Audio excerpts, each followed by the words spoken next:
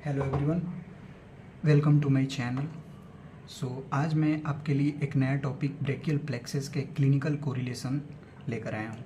तो इसमें मैं आपको समझाऊंगा जितने भी क्लिनिकल एस्पेक्ट्स पॉसिबिलिटी हो सकती है ब्रेकियल प्लेक्सेस के बारे में, वो मैं आपको समझाने की कोशिश करूँगा इसमें। तो सबसे पहले ओवरव्यू ले लेते हैं।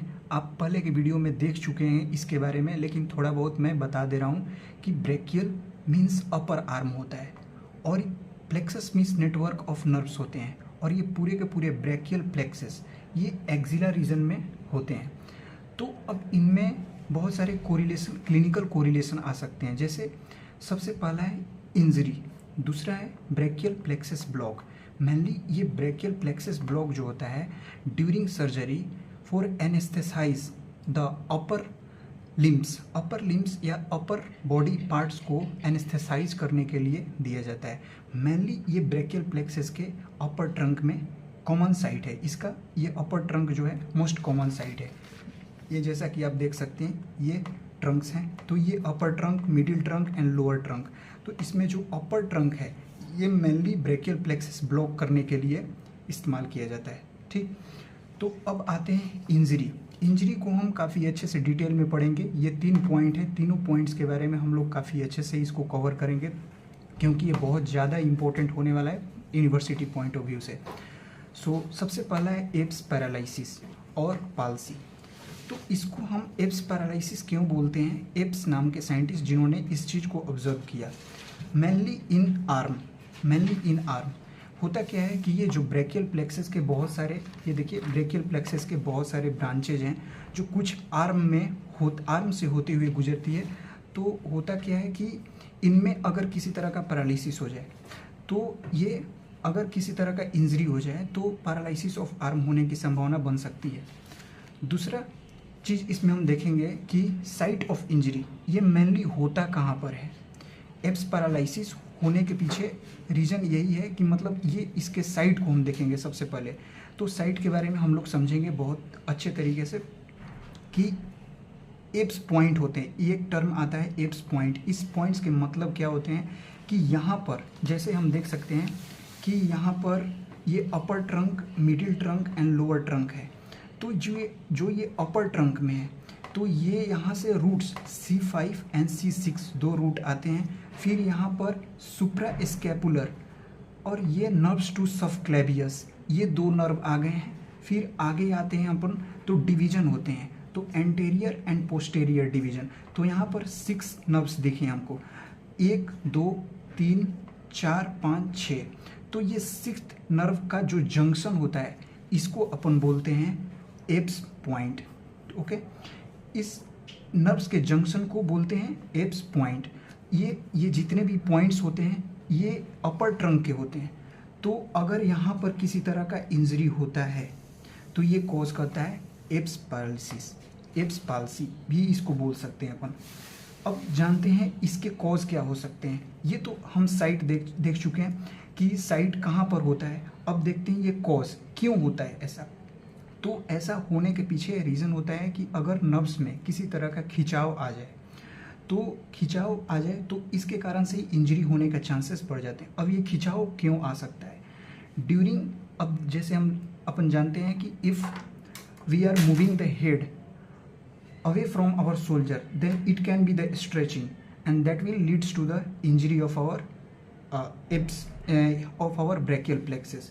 Second point क्या है कि during the while delivery of the baby, जब डॉक्टर बच्चे को उसके हेड को पुल आउट करता है, बाहर निकालता है, तो उस टाइम ब्रेकियल प्लेक्सस में इंजरी होने का चांसेस बहुत ज़्यादा रहता है। तो हम यहाँ से देख सकते हैं कि इसके 2-3 कारण हो गए जिनके कारण से ये इंजरी हो सकता है। ठीक है, अब आते हैं अपने नेक्स्ट पॉइंट पे।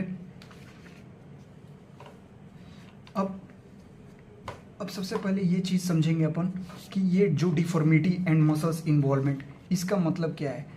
ये जो ब्रेकियल प्लेक्सस होते हैं ये हमारे मसल्स, बहुत सारे मसल्स, और ये आर्म से होते हुए ये गुजरती है, बहुत सारे नर्व्स गुजरती है। और ये तो इनमें जो कुछ भी नर्व्स जहाँ जहाँ भी ये रन करती है, अगर वहाँ अगर कोई किसी तरह का डिफेक्ट आता है, अगर इंजरी होती है, तो ये हो सकता है कि वहाँ उस जगह को ये पैरालाइज कर दे। जैसे सबसे पहले इन्वॉल्वमेंट होता है C6 रूट्स का, ये जो C6 रूट का इन्वॉल्वमेंट होता है, इसके कारण से क्या होगा, loss of sensation of deltoid muscles हो जाएगा। अब ये loss of sensation of deltoid muscles होने के कारण इसमें पैरालिसिस होने की संभावना हो सकती है और आर्म जो होगा एडक्टेड हो जाएगा। सेकेंड है paralysis of supraspinatus, infraspinatus and teres minor muscles. अब इनके कारण से मेडियल रोटेशन ऑफ आर्म होने की संभावना बन सकती है। थर्ड है पैरालिसिस ऑफ बाइसेप्स ब्रेकी। ये पैरालिसिस ऑफ बाइसेप्स ब्रेकी जब होता है तो एक्सटेंडेड फोर आर्म हो सकते हैं, मीन्स फोर आर्म जो होगा एक्सटेंडेड फॉर्म में ही रह जाएगा और ये प्रोनेटेड फॉर्म में ही रह जाएगा। जैसे कि आप लोग देख सकते हैं यहाँ पे ये जो है प्रोनेटेड फॉर्म में हो जाएगा। अब हम आते हैं अपने अगले टॉपिक पर, जो कि है क्लम्प्स पैरालिसिस। क्लम्प्स पैरालिसिस जैसा इसका नाम है, जैसे ये साइंटिस्ट जिन्होंने इस चीज़ को ऑब्जर्व किया था, इस प्रॉब्लम्स को ऑब्जर्व किया था, ये मेनली ये हैंड मसल्स में पैरालिसिस होने के कारण होता है, मेनली होता है।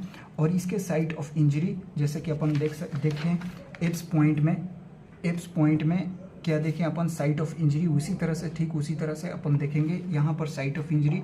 तो एप्स पैरालिसिस में अपन देखें अपर ट्रंक में पैरालिसिस, बट यहाँ पर अपन देखेंगे lower trunk of brachial plexus में पैरालिसिस। ओके, इसमें कौन कौन से रूट इन्वॉल्व होते हैं, ये C8 और T1। क्यों? क्योंकि ये आ जाते हैं लोअर ट्रंक में, ये अपर ट्रंक में, और उसमें C5 C6 होते थे, लेकिन इसमें C8 एंड T1 इन्वॉल्व हो रहे हैं। ठीक है, अब इसके कॉज देख लेते हैं। इसके कॉज में अपन देखेंगे over pulling of arm from trunk. Over pulling of, अगर बहुत ज़्यादा मात्रा में खिंचाव हो जाता है, अगर तो इसके कारण से ये लोअर ट्रंक में अगर खिंचाव हो जाता है तो ये क्लम्प्स पैरालिसिस होने का चांसेस बन सकते हैं। अब ये डिफॉर्मिटी एंड मसल्स इन्वॉल्वमेंट, ठीक उसी तरह डिफॉर्मिटी और मसल्स इन्वॉल्वमेंट देखते हैं। दो बहुत ज़्यादा इंपॉर्टेंट टर्म है जिसको बोलते हैं claw hands and Horner syndrome. इन दोनों को हम एक्सप्लेन करेंगे अच्छे तरीके से। ये हमारे पास दो इम्पोर्टेंट टर्म है, claw hand and Horner syndrome. इसके बारे में मैं आपको इन डिटेल बताने जा रहा हूँ। तो जैसे क्लॉ हैंड के बारे में समझते हैं अपन, ये जो पाम रीजन है इसमें कुछ मसल्स होती है जिनके कारण से ये अटैचमेंट होता है। ठीक, अब इनमें बहुत सारे नर्व्स सप्लाई होती है। अब इस नर्व्स में किसी तरह का इंजरी आ जाए तो ये पैरालिसिस ऑफ लम्ब्रिकल्स हो सकता है। ठीक, ये लम्ब्रिकल्स क्या है, मसल्स हैं, तो ये मसल्स में पैरालिसिस होने का चांसेस बढ़ जाता है। तो ठीक, तो होता क्या है कि अगर हम इस फिंगर्स को फ्लेक्स करते हैं तो ये फ्लेक्स ही रह जाएगा। अगर हम इसको एक्सटेंड कर रहे हैं तो ये एक्सटेंड ही रह जाएगा। तो वही इस सेंटेंस में बताया गया है कि अगर पैरालिसिस ऑफ लम्ब्रिकल्स होता है, ठीक, तो due to unopposed action of long flexor and extensor of fingers हो सकता है। ठीक, अब आते हैं अपन सीखते हैं अब क्लॉ हैंड्स क्यों बोला गया, क्योंकि ये पंजे की तरफ ऐसे हो जाता है, ऐसे। तो ठीक है, अब नेक्स्ट आते हैं Horner syndrome. Hence the name Horner's, ये साइंटिस्ट का नाम था जिन्होंने इस चीज़ को ऑब्जर्व किया था। तो ये सबसे पहले अपन देखते हैं कि ये जो ब्रेकियल प्लेक्सस में एक जो रूट होता है T1, जहाँ से सिंपैथेटिक फाइबर्स निकलते हैं। सिंपैथेटिक फाइबर्स का फंक्शन होता है हमारे बॉडी को कंट्रोल करना, फाइट एंड फ्लाइट करना। तो अगर किसी तरह का स्ट्रेस आता हो, अगर किसी तरह का प्रॉब्लम्स क्रिएट होता, तो ये हमारे बॉडी को ब्रेन को सिग्नल भेजता है, और जिससे हम फाइट और फ्लाइट करने के लिए मतलब रेडी हो जाते हैं। तो ये इस सिंपैथेटिक फाइबर्स का वर्क है।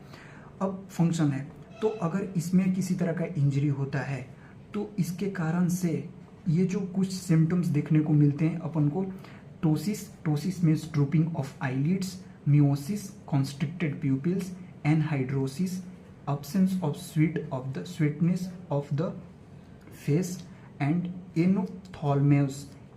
ophthalmos means होता है कि in means inner side, ophthalmos means eye balls का अंदर की तरफ चला जाना, ये हो सकता है। अगर injury to sympathetic fibres from T1 roots में होता है। तो अब ये एक क्वेश्चन है कि आपके लिए क्वेश्चन है, आप जरूर कमेंट में बताइएगा कि ये एनहाइड्रोसिस एंड एनोप्थाल्मोस क्यों होता है, what is the reason behind this two terms. Okay, अब थर्ड चलते हैं। थर्ड भी बहुत ज़्यादा इंपॉर्टेंट है, जैसे injury to nerve of Bell. तो ये मेनली होता क्या है कि मेनली फेशियल नर्व इंजरी होती है। मेनली फेशियल नर्व में इंजरी होने के कारण क्या होता है कि लॉस ऑफ टेस्ट हो सकता है, इनएबिलिटी टू क्लोज द आई हो सकता है, ड्रूपिंग ऑफ द माउथ हो सकता है।